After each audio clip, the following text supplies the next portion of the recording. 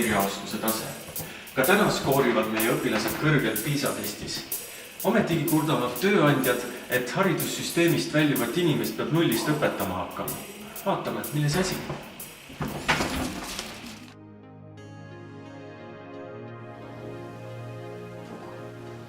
On jäänud kõlama mõte, et meie haridussüsteem toodab esmajärjekorras viielisi tüdrukuid ja õppejõudusid, aga tööandjatel on ikka töökäsi puudus.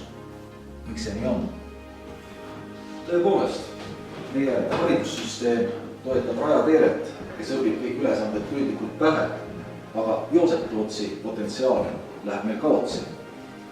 Me õpetame seda, mida on lihtne kontrollida, aga mitte seda, mida elus on vaja. Ja nii juhtubki, et ülikoolist väljunud spetsialistid jäävad ilma tööta. Kõik algab sellest, et õpetaja käed on seotud puudulike enesetäiendusvõimaluste, jäikade õppekavade ja hääbuva autoriteediga. Me peame tooma loovuse koolidesse.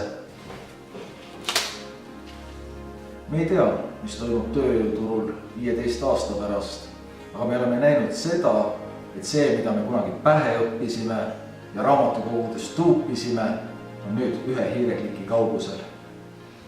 Samal ajal peab intellektuaalne baas olema eriti terav, et selles infokülluses orienteeruda. Kui me anname õpetajatele õppekavades rohkem mänguruumi, anname neile võimaluse teha õppekava põnevaks, siis tulemuseks on õpilane, kes huvitub, õpib, mõtleb, mitte ei täida tunnalt ülesandeid. Selline inimene lööb elus alati läbi. Usaldagem rohkem õpetajaid ja õpilasi.